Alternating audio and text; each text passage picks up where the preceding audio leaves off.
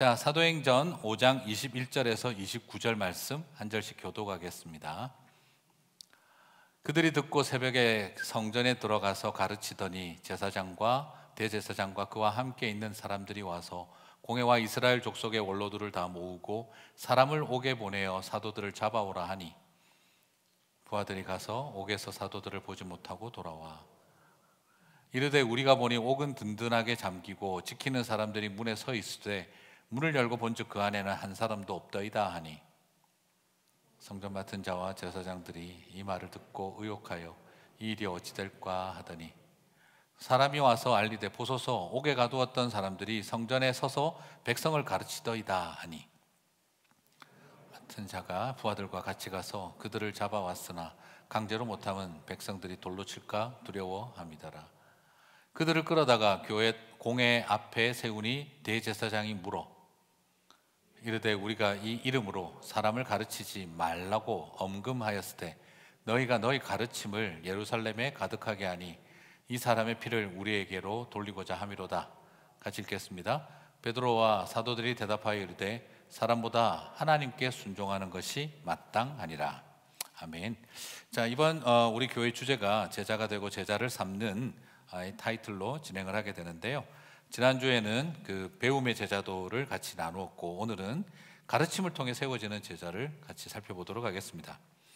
자, 제자의 삶은 분명히 배우는 삶이잖아요, 그죠? 배우는 삶인데 한번 이 배움의 제자도를 오늘 한번 좀 더 점검을 해보겠는데 여러분, 제자의 배움은 권리일까요? 아니면 의무일까요? 내가 배워야 한다는 것, 제자로서 배워야 한다는 건 권리일까요? 의무일까요? 교회에서 제자 훈련을 받읍시다, 성경 공부를 합시다 하는 것은 교인으로서의 의무를 다하라는 요구가 결코 아닙니다. 오히려 배움을 당당히 요구하셔야 할 권리라고 생각을 합니다. 제가 이야기를 드리냐 그러면 제가 그 고등부 교육자 시절에, 전도사 시절에 우리 고등부 아이들이 저한테 아주 도전적인 질문을 했어요. 전도사님, 학교를 도대체 왜 다녀야 하는 겁니까? 이유를 모르겠습니다. 의무교육이라고 하니 가야 되는 것 같긴 한데 동기 유발이 되지가 않습니다. 도대체 이 입시 위주의 달달 외워야 하는 이 교육에서 우리를 붕어빵 찍어내듯이 찍어내는 이런 교육을 우리가 왜 받아야 하는 겁니까? 아이들의 심각한 도전이었어요. 공부 안 하는 애들이 그러면 그냥 웃고 넘길 텐데 잘하는 애들까지도 그렇게 이야기를 하니 이게 굉장히 아이들에게는 굉장한 챌린지였었습니다. 그때 제가 아이들에게 그런 말을 해줬습니다. 그래, 나도 동의한다. 너희들을 붕어빵 찍어내듯이 찍어내는 제도권 교육에 나도 불만이 굉장히 많다. 시를 읽어도 문법부터 배워야 하는 너희들에게 시를 느끼게 하지 못하는 이런 제도권 교육에 대해서 난 정말 싫다. 그런 의미에서 이 교육은 분명히 뭔가 바뀌어야 되는 건 맞다. 하지만 정말 과연 교육이 너희들에게 의무라고 생각하느냐? 나는 그렇게 생각하지 않는다. 이 교육은 너희들에게 권리다. 그 본질을 한번 생각해 보자. 왜 의무 교육이라고 하는 줄 아니? 그건 학생들에게 의무적으로 교육받으라고 하는 말이 아니야. 국가와 사회와 기성세대가 더 이상 젊은 세대와 젊은 우리 자녀들을 수단으로 여기고 우미나 정책을 서서 아무것도 모르는 바보 같은 백성들 만들지 말고 그들이 젊은 날 당당하게 교육받을 수 있도록 경제적인 현장에 내몰려서 돈 벌어 와야 되는 어린 날부터 그렇게 내어 몰리지 않도록 너희들이 어른들에게 당당하게 요구할 수 있는 권리인 거야. 그건 부모들에게, 그건 기성세대들에게, 이 국가와 사회에게 의무적으로 반드시 교육시키라는 거지. 그러니까 너희들은 오히려 말해야 돼. 우리를 제대로 교육 좀 시키라고. 우리를 똑바로 교육시켜 달라고. 엉터리로 가르치지 말고 제대로 가르쳐 달라고. 이건 오히려 너희가 외쳐야 될 권리라니까. 이 제도가 지금은 마음에 안 드는 게 너무 많다는 거 나도 안다. 정말 그게 싫으면 소위 말하는 대학 가는 거 포기하고 끝까지 싸우든지 해. 그렇게 싸우겠다면 나 리스펙트한다. 그러나 그런 거 아니라면 언젠가 너희들에게 주어질 수 있는 기회들 싸워보자. 그리고 우리도 싸워야지. 더 이상 우리 후배들을 이렇게 가르치지 말라고. 그 일들을 해나가야 되지 않겠냐. 그리고 제대로 열심히 해라. 나중에 교육부 장관 좀 나와서 바꿔봐라. 그 말을 했더니 그때 좋은 대학 다니고 있던 애 하나가 감동을 해가지고 학교를 바로 그만뒀어요. 그리고 재수해서 교육부 장관 되겠다고 교육학과를 지원하겠다고 그만둬 버렸어요. 진짜로. 제가 되게 당황하기도 했고, 말은 그렇게 했지만 그냥 또 그만둘 줄은 몰랐죠. 그리고 재수해서 교육학과를 가더라고요. 참 깜짝 놀란 저희 학생이 하나 있었습니다. 저는 제가 왜 이야기 드리냐 그러면, 교회에서의 제자훈련과 제자로서의 배움이라고 하는 것, 여러분 이게 교인으로서의 의무일까요? 저는 그렇게 생각하지 않습니다. 예수님은 왜 제자들에게 제자훈련을 시켰겠습니까? 그리고 종교개혁 이후에 캐톨릭과 달리 왜 개신교는 성경을 번역하고 그처럼 열심히 선생들이 되어 가르치려고 했던 걸까요? 뜻도 모를 라틴어로 가르치는 사제가 시키는 대로 듣고 시키는 대로 생각하고 살지 말라고 성경을 번역했던 것이지요. 사제가 가르치는 대로 듣고 사제가 가르치기 딱 좋게 아무것도 알지 못하고 라틴어로 된 성경 읽어도 뭔 소리인지 모르고, 그래서 사제들이, 성직자들이 성경을 독점해서 가르치는 대로 들어야 되고 배우는 대로 배워야 되고 시키는 대로 살아야 하는 그런 구조 벗어나게 하자고 성경을 자국어로 번역시키고 성도들의 손에 성경을 쥐어줬던 것이죠. 저는 이렇게 평가하고 싶습니다. 종교개혁은 신부에게서 목사에게 성경을 넘겨준 것이 아니라, 라틴어에서 자국어로 번역을 해준 게 아니라, 성직자에게 독점되었던 성경을 평신도에게 쥐어준 일이라고 저는 그렇게 정리해드리고 싶어요. 바로 이것이 우리에게 주어져 있는 굉장히 강한 특징입니다. 여러분이 성경을 모르고 하나님을 잘 몰라야 목사가 편해요. 성직자들이 편합니다. 소위 말하는 성직범주가. 모르니까 마음대로 성경에 대한 이해와 해석과 모든 것을 독점하여, 물론 당연히 목사는 교사로서 온전히 가르쳐야죠. 하지만 교인들이 성경을 보지 못하게 하고 신학을 이해하지 못하게 하고 그렇게 놔둬야 교회는 쉽게 돌아가는 겁니다. 하지만 종교개혁의 정신은 그게 아닙니다. 오히려 목회자들이 불편해야 하고 긴장해야 되고 성도들이 말씀을 보고 깨달아 알아가야 하는 것이죠. 그래서 성도들에게 제자로서 배움의 삶을 살게 하는 일은 목사의 권리고 성도들에게 의무로 요구하는 것이 아닙니다.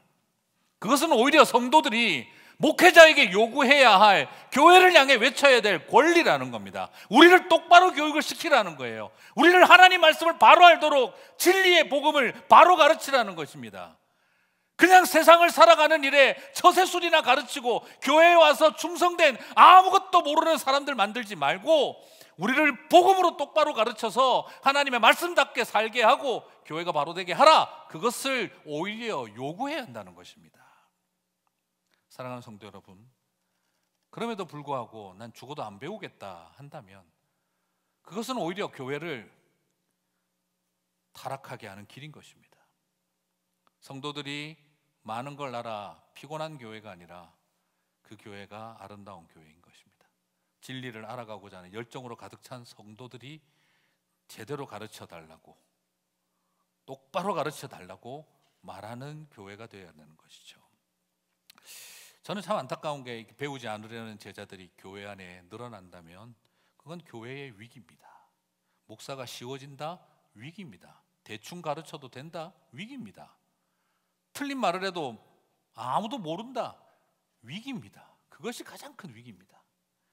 하지만 또 다른 안타까움도 하나 있습니다. 오늘 주제인데, 배우려고만 하는 제자도 문제입니다. 도무지 가르치려고 하지 않습니다. 전하려고 하지 않습니다. 성도들이 너무 양쪽으로 치우친다면 그것에는 위기가 따라오는 겁니다. 배워야 합니다. 그러나 배우기만 해서는 안 됩니다. 가르쳐서 제자 삼는 삶을 살아야 합니다. 가르침을 통해 더 깊은 배움으로 나아가야 됩니다. 주님이 제자들을 세우신 이유가 무엇이었을까요?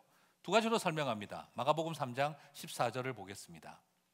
이에 12를 세우셨으니 이는 자기와 함께 있게 하시고 또 보내사 전도도 하며.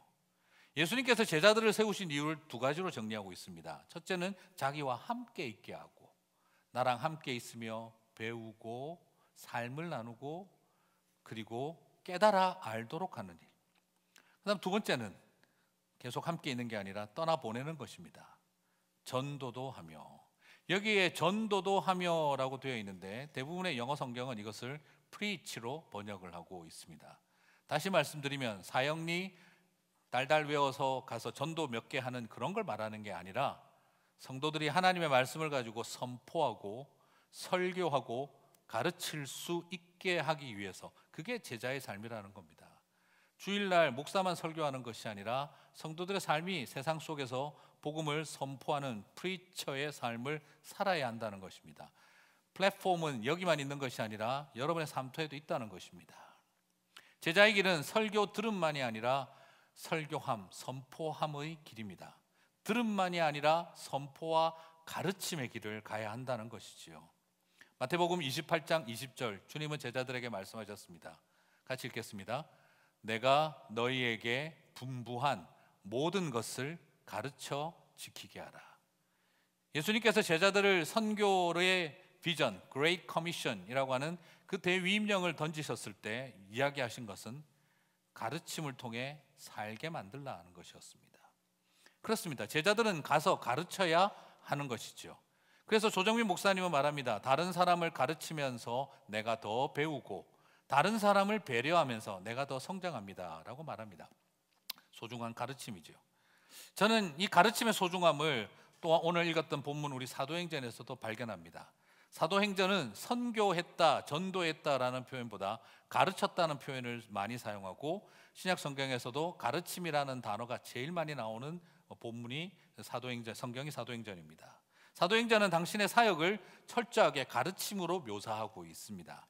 제자의 여정에서 여러분 가장 힘든 영적 싸움이 뭐였는지 아세요? 가르치지 말라는 사내들인 공회의 겁박에 대해서 제자들은 목숨을 걸고 가르치는 일을 선택했다는 것이죠. 사도행전 4장 18절을 보시면 사내들인 공회가 강력하게 겁박합니다. 그들을 불러 경고하여 도무지 예수의 이름으로 말하지도 말고 가르치지도 말라 하니, 그들은 계속해서 요구합니다. 예수의 이름으로 말도 하지 말고 가르치지도 마라. 이에 대한 그들의 제자들의 반응은 어땠습니까? 행동입니다. 사도행전 5장 19절에서 21절, 주의 사자가 밤에 옥문을 열고 끌어내어 이르되 가서 성전에 서서 이 생명의 말씀을 다 백성에게 말하라 하매, 같이 읽겠습니다. 그들이 듣고 새벽에 성전에 들어가서 가르치더니, 도무지 가르치지 말라는 그 결정과 함께 감옥에 가두었더니 성령께서 그들을 옥문을 열어 꺼내놓으시며 하신 말은 딱 하나입니다. 가르쳐라는 것입니다. 그래서 그들은 가르침에 순종하였습니다. 제자들이 그렇게 순종하고 가르치려고 하자 사내들인 공회는 계속 어떤 반응을 보입니까? 가르치지 말라고 싸웁니다. 체포합니다. 사도행전 5장 28절을 봅니다. 우리가 이르되 우리가 이 이름으로 사람을 가르치지 말라고 엄금하였으되 너희가 너희 가르침을 예루살렘에 가득하게 하니 이 사람의 피를 우리에게로 돌리고자 함이로다. 이제는 아예 그냥 분위기가 심상치 않습니다. 예수님의 제자들이 어떻게 했다는 겁니까? 이런 겁박에도 불구하고 가르침을 예루살렘에 가득하게 하니 라고 표현하고 있어요. 참 저는 이 표현이 좋습니다. 예루살렘을 이 가르침을 가득하게 하니. 딴 사람도 아니고 사내들인 공회가 표현한 거예요. 제자들이 한 말이 아니라. 어떻게 이렇게 가르침이 풍성하냐? 이 가르침이 가득하다는 이 표현이 성령이 충만하여 온 성전에 가득하며 할 때 그 표현과 같아요. 참 신기하지 않습니까? 성령이 충만하니 결과가 뭐가 이어지죠? 성전 안에 성령이 충만하니 그 다음 어떤 일이 납니까? 그 도성에 가르침이 충만해지는 거예요. 여러분, 성령으로 충만함은 방언과 예언과 귀신 쫓음과 이런 기적의 충만함으로 이어지는 것이 아니라 성령의 충만함은 말씀의 충만함으로 온 도성을 채우는 것을 보게 되어집니다. 말씀의 신학과 성령의 신학이 충돌하지 않습니다. 성령 충만한 사람, 하나님의 가르침과 말씀으로 충만하게 되어져 있습니다. 더구나 사도행전을 보면 가르침의 삶은요, 시간적으로 여유 있고 배울 만한 학생들 있고 주변 환경에서 우리 교회의 좀 많은 가르침이 필요하니 와서 가르치십시오. 그런 어떤 외적인 인프라스트럭처가 잘 형성되어 있고 그래서 가르치는 게 아닙니다. 지금 이 상황은 어떻습니까? 외부적인 요인, 엄금하고 그리고 겁박하고 있습니다. 권력을 동원하여 짓누르고 있습니다. 가르치지 말라, 말도 하지 말고 가르치지도 말라 하지 않았느냐라고 겁박하고 있습니다. 외부적인 조건으로는 조직적인 협박과 겁박이 가득하고 생명을 걸어야 하는 그런 상황이었습니다. 하지만 가르침의 열정은 그것이 막을 수 없는 능력이었습니다. 가르침은 최악의 상황에서도 세상 속의 그 가르침을 가득하게 채우게 하는 것입니다. 사랑하는 성도 여러분, 배우기 딱 좋은 때가 없듯이 가르치기 딱 좋은 때도 없습니다. 가르치기 최악의 환경과 상황에 있다 할지라도 성령께서는 저와 여러분을 그 감옥에서 이끌어내어 가르치라고 명령하신다라는 것입니다. 그리고 이 가르침이 쉽지가 않은 것은 제자들의 내부적인 요인도 있습니다. 환경도 하나도 도와주지 않는 환경이지만 자기 자신들을 한번 바라보십시오. 가장 가방끈 짧은 사람들, 갈릴리 어촌계의 어부들입니다. 베드로 형님은 아마 어촌계 계장 아니었겠나 싶은 협동조합 조합장 수준 아니겠습니까? 그런 사람들이 모여서 정치 1번지, 종교 1번지, 학벌 1번지 예루살렘 한가운데 들어와서 그들 앞에서 말씀을 전합니다. 대놓고 사람들을 무시합니다. 학문 없는 범인들이라고. 그런 사람들 앞에서 서려고 할 때 외부의 겁박이 문제가 아니라 내 안에 들려오는 속삭임이 나를 지치게 할 것입니다. 네가 뭐라고 나서 너 같은 게 저 사람들하고 대적이나 되니? 그냥 입 다물고 있어. 어쩌면 제자들 안에는 외부에서 가만히 그 입 다물라 하는 세상의 권력의 억누름과 그리고 내 안에서 들려오는 속삭임, 네가 뭘 할 수 있다고, 야 네가 저 사람들 앞에 잽이나 돼. 그런데 그들이 들어야 했던 건 외부의 압력도 내부의 속삭임도 아니라 그들의 영혼을 향해 도전하시는 성령님의 음성이었습니다. 너희는 가서 가르치라 하는 것. 사랑하는 성도 여러분, 가르침의 역사는 내가 잘 준비되었기 때문에, 환경이 되었기 때문에 하는 것이 아니라 내 스스로가 못할 일이라고 하고 주변에서 뜯어 말리는 가운데 있을 때라도 성령께서 하게 하신다면 우리는 그때가 우리가 나아가야 할 때라는 걸 보여주고 있는 것이죠. 이것이 가능한 이유는 뭡니까? 바로 우리 안에 성령께서 역사하시기 때문인 겁니다. 내 입술의 능력이 아니라 성령의 보혜사 성령의 능력이 우리를 사용하신다는 거죠. 요한복음 14장 26절을 봅니다. 같이 읽겠습니다. 보혜사 곧 아버지께서 내 이름으로 보내실 성령, 그가 너희에게 모든 것을 가르치고 내가 너희에게 말한 모든 것을 생각나게 하리라.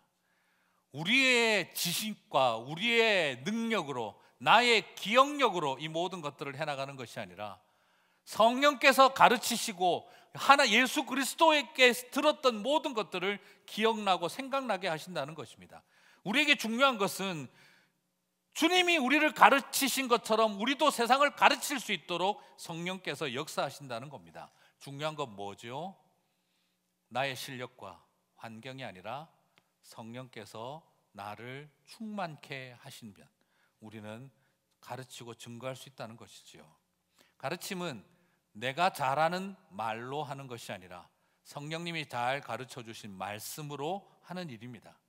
성령 충만은 내 안에 당신의 가르침으로 우리를 충만하게 하신 그 성령께서 우리 안에서 세상을 향해 역사하게 하는 것입니다. 여러분, 부탁드리고 싶습니다. 성령으로 충만하십시오. 그러면 이 도성에 가르침으로 가득하게 하신다라고 하시는 줄 믿습니다. 성령으로 충만한 제자들의 모습을 보십시오. 도무지 예수의 이름으로 가르치지 말라는 사내들인 공회 앞에 그들이 보이는 태도는 단호했습니다. 확신에 불탔습니다. 성령으로 확신에 불타는 저와 여러분이 되셔야 합니다. 사도행전 4장 19절과 20절을 봅니다.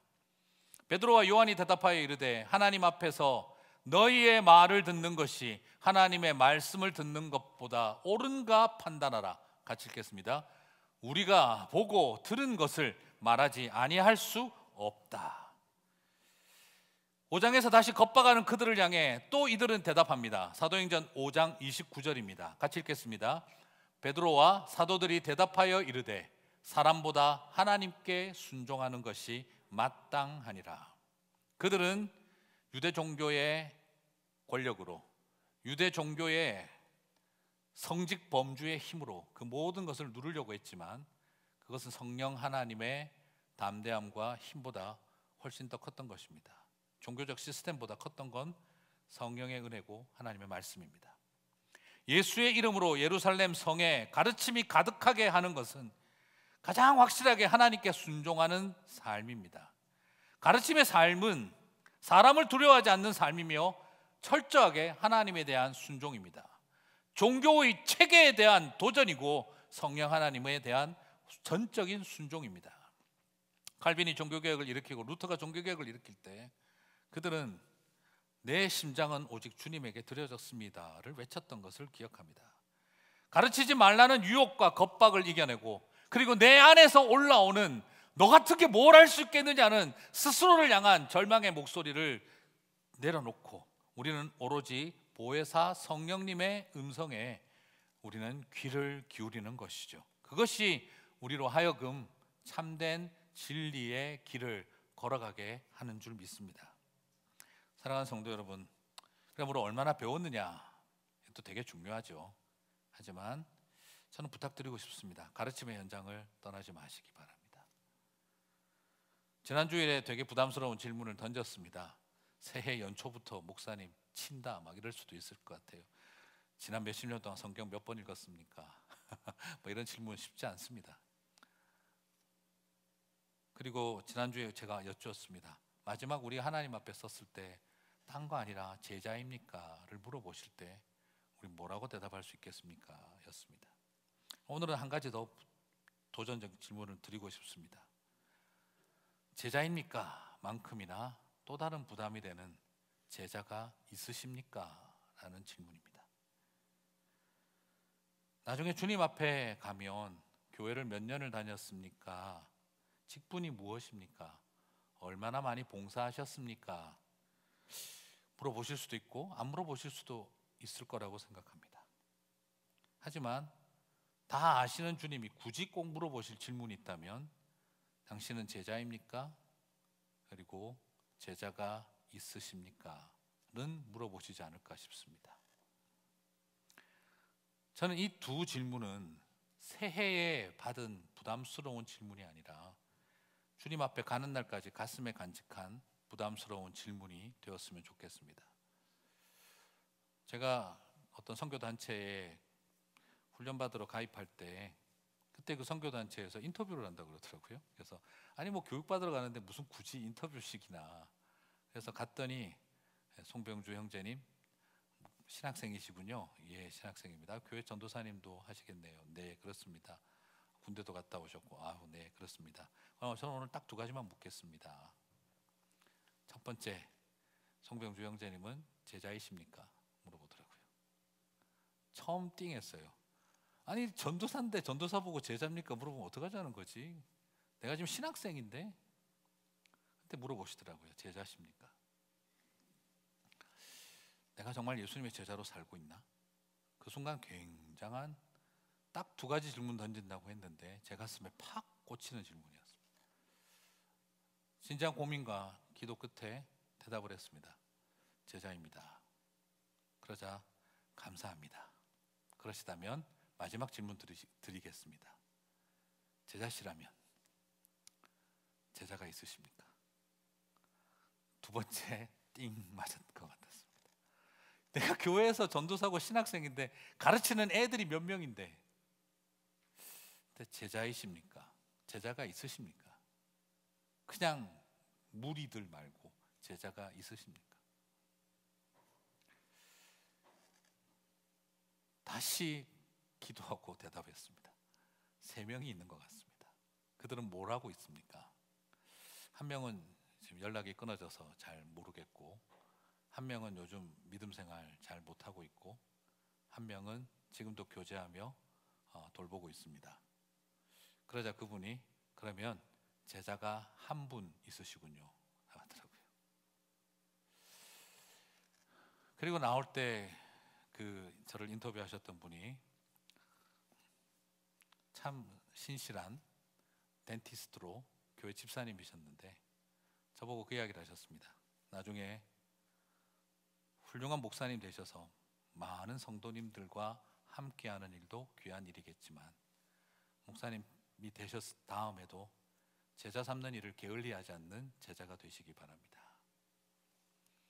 충격받고 그 인터뷰를 마쳤습니다.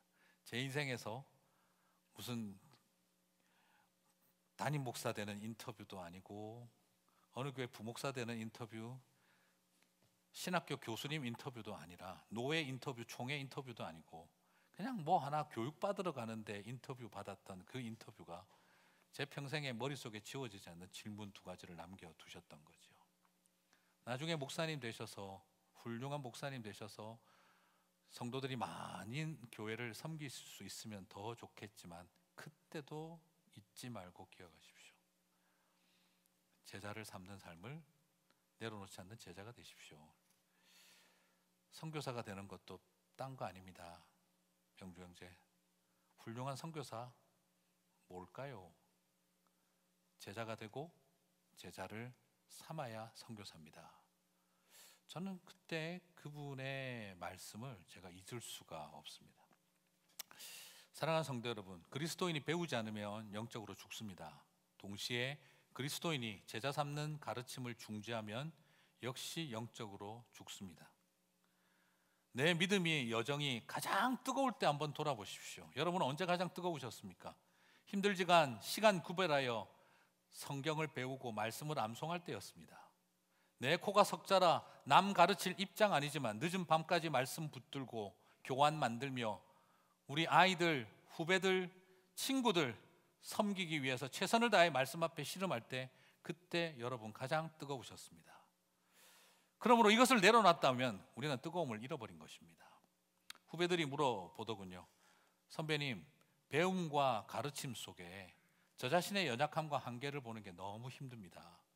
너무 고통스럽습니다. 둘 다 할 수 없다면 뭐라도 하나 내려놓을 수 있을까요? 우선순위를 뭐라도 끝까지 하나 내려놓고 하나는 끝까지 붙들어야 될까요? 저는 그 후배에게 제 경험을 이야기해 줬습니다. 신뢰할 만한 후배였기 때문에 제 마음의 의도를 잘 알아줄 거라고 생각하고 이야기를 했습니다.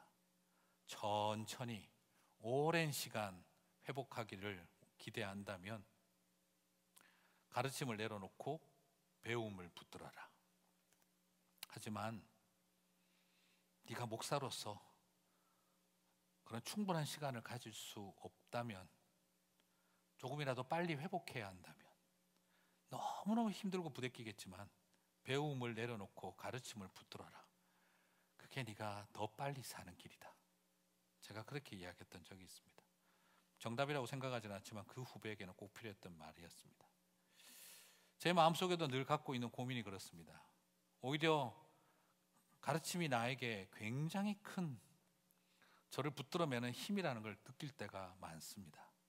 사랑하는 성도 여러분, 정말 우리의 마음속에 이것을 온전히 바라볼 수 있었으면 합니다. 영적으로 침체해서 배움과 가르침을 잘 못한다는 것, 그렇지 않습니다. 배움과 가르침을 포기했기에 영적으로 침체하고 있는 것입니다. 힘들고 어려울 때도 내가 성경 배우고 가르치는 사역 참 열심히 했는데 아닙니다. 처절한 배움과 가르침이 힘들고 어려운 그때 나를 지켜줬던 것입니다.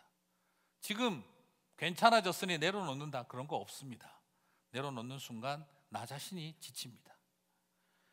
귀로 듣고 눈으로 본 배움은요, 그냥 귀로 듣고 눈으로 보기만 한 배움은 가슴에 마음에 감동을 줍니다. 그러나 손과 발을 움직이게 하지는 못합니다. 유튜브 보다가 감동 영상 보십시오. 눈물 쫙 흐르고 마음에 감동이 쫙 오지만 손과 발은 움직이지 않습니다. 움직이죠. 또 다른 감동 영상 없나 찾습니다. 그것 또 봐도 역시 마음에 감동은 넘치지만 그게 내 손과 발을 움직이지는 않습니다. 신기한 건 뭔지 아세요? 보고 들어 배운 것은요, 뭉개고 있어도 괜찮습니다. 보고 듣고 배운 것은요, 내가 책임지지 않아도 됩니다. 그런데 희한한 건 뭔지 아세요? 입으로 말하고 외치고 가르친 건요, 책임져야 합니다. 배운 것은 책임지지 않아도 됩니다. 들은 것은 책임지지 않아도 됩니다. 내가 말한 건 책임져야 합니다. 가르친 건 책임져야 합니다. 입으로 말하고 외친 가르침은 손과 발을 움직이게 합니다. 나의 감동으로 끝나지 않고 타인들을 향한 감동으로 확장됩니다. 말하지 않는 그리스도인들은 책임질 것이 없습니다. 하지만 선포하고 가르치는 사람은 책임지는 삶을 살아야 합니다. 내가 듣고 본 것은 책임지지 않아도 되지만 내가 말한 것은 책임져야 합니다. 그리고 주님이 책임지십니다. 그렇습니다. 제가 교회에서 이렇게 보니까는요, 옛날에 그런 생각했어요. 목사로서 좋은 컨텐츠를 준비해서 성도들을 잘 가르쳐면 그러면 변하여 움직일 것이다. 근데 해도 잘 안 돼요. 그래서 내가 컨텐츠가 나빴나? 더 좋은 컨텐츠로 더 잘 만들어서 방법, 교수법까지 잘 배워서 더 잘 가르치면 변하여 움직이겠지. 또 안 변하고 안 움직여요. 이유가 뭘까? 가만히 생각을 해보니까 성도들이 자기가 가르쳐야 변하고 움직이더라고요. 가만히 보니까 말 많이 한 사람들이 평신도 선교사로 가시더라고요. 그래서 평소에 말 없는 분들은 그냥 안 간다, 저는 그렇게 생각해요. 평소에 말 많이 하시면 옆에서 막 저 사람은 말이 많아가지고, 저는 그렇게 생각 안 해요. 가겠구나 생각합니다. 말 많이 하면 저 말 많은 사람이라고 생각 안 해요. 가겠구나 생각합니다. 왜요? 들은 말은 책임 안 져도 되지만 자기가 한 말은 책임져야 되니까. 신학대학을 가서 만나서 이야기를 해보니까 애들이 너 어떻게 하다가 신학대학 왔는데 물어보니까 고등부 수련회 가서 은혜 받고 괜히 말 잘못했다가 온 애들이 꽤 있더라고요. 나쁜 뜻이 아니라 말이 가지고 있는, 가르침이 가지고 있는 힘입니다. 입술로 선포하고 전하고 가르친다면 손과 발을 움직입니다.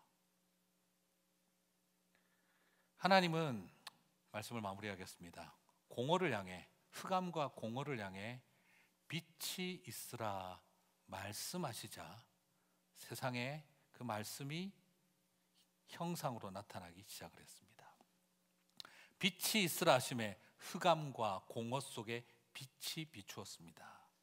이처럼 말씀은 공허와 흑암 사이에 형상을 도입하는, 창조를 도입하는 통로였습니다. 온 세상은, 모든 것은, 오늘날 디지털 세상은 0과 1로 구성되어 있다고 말을 하지만 저는 이런 말씀을 드리고 싶습니다. 온 세상은 하나님의 말씀으로 형상화되었다. 이것이 창조의 원리입니다. 언어와 말로 세상을 만드신 하나님은 당신의 언어가 형상이 된 자리, 당신의 언어가 빛이 된 자리, 당신의 언어가 산과 바다와 그리고 사람이 된 자리를 바라보며 심히 좋았더라고 말씀하셨습니다. 온 세상은 0과 1로 만들어졌다고 생각하는지 모르지만 우리는 하나님의 말씀이 형상이 되어졌다는 걸 알고 있습니다. 그리고 하나님은 우리를 하나님의 형상대로 지었다고 했습니다. 도대체 하나님의 형상은 뭐며 우리는 뭘까요? 저는 그것을 예수님이 육신이 되어, 말씀이 육신이 되어 이 땅에 오셨다는 것에서 힌트를 얻습니다. 하나님의 형상은 무엇입니까? 로고스, 말씀입니다. 그것이 육신이 되어서 저와 여러분이 만들어졌고 예수님은 그 모습으로 오셨던 것이지요. 저는 그래서 이렇게 말씀드리고 싶습니다. 온 피조세계는 형상화된 언어이며 저와 여러분은 육신이 된 언어입니다. 하나님이 말씀하셔서 육신이 된 자들입니다. 그리고 예수님은 이 땅에 오셔서 말씀이 육신이 되어 오셔서 그 말씀으로 우리를 살리셨습니다. 창조주 하나님은 말씀을 통해 창조하셨고 구원자 예수님은 말씀을 통해 우리를 살리셨습니다. 그리고 또한 우리에게 말씀하셨습니다. 너희는 가서 이 말씀을 전하라. 우리도 또한 흑암에 살고 있고 공허한 백성들에게 가서 창조의 언어를, 구원의 언어를 던져야 합니다. 그럴 때 빛이 생길 것입니다. 새로운 강이 흐르고 새로운 산이 생기고 새로운 바다가 펼쳐질 것입니다. 오늘 저와 여러분에게 말씀을 주신 것은 바로 그런 의미입니다. 그럼 우리가 말씀을 전하는 것은 무엇이냐? 제자다움을 넘어서 어쩌면 피조된 인간의 인간다움을 향한 삶입니다. 말씀으로 구원하신 하나님, 말씀으로 창조하신 하나님이 이 땅 가운데 말씀으로 가르치라고 하십니다. 그걸 통해 저와 여러분은 다시 새로운 새 창조의 역사와 구원의 역사를 이끌어갈 하나님의 메신저가 되어야 하는 것이죠. 사랑하는 성도 여러분, 그 길을 향해 나아가실 수 있게 되기를 주님의 이름으로 축복합니다. 우리를 가장 제자답고 사람답게 만들어주는 일, 그것은 바로 생명의 말씀을 전하고 가르치는 일입니다. 여러분, 이거 굉장히 중요합니다. 책임감입니다. 가르치면 책임감 생깁니다. 주일학교에서 교사하시면 주일학교에 대한 책임감이 생깁니다. 청년들을 위해 1대1하고 제자 양육하면 다음 세대와 젊은이들을 향해 책임감을 갖게 됩니다. 책임의식이 생깁니다. 소그룹을 섬기고 목장을 하고 섬기면 교회 공동체와 영혼들에 대한 책임의식을 갖습니다.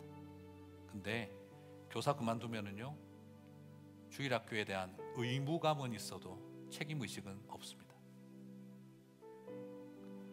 청년들을 돌보고 양육하는 일 그만 내려놓으시면요, 청년들을 향한 의무감은 있어도 책임의식은 사라집니다. 교회에서 모든 리더 그만두고 나와 보십시오. 가슴속에 어떤 책임감도 생기지 않습니다. 교인으로서 의무감으로 교회 나갑니다. 목사도 똑같습니다. 가르침과 모든 건 내려놓고 가만히 있으면 가슴에 어떤 책임의식도 있지 않습니다. 의무감만 가득합니다. 여러분, 교회를 의무로 다니시겠습니까? 아니면 책임감으로 다니시겠습니까? 그것을 통해 하나님께서 하실 일들을 바라보셨으면 좋겠습니다. 기도가 의무가 될 수 있습니다. 그러나 기도 가운데 책임의식을 느낄 수 있습니다. 그것을 통해 우리는 무엇을 발견합니까? 가르침이 나를 나답게 하는 것입니다. 그 가르침의 자리를 포기하지 않는 제자 삼는 저와 여러분 되시기를 주님의 이름으로 축복합니다. 우리 같이 찬양하고 기도하겠습니다.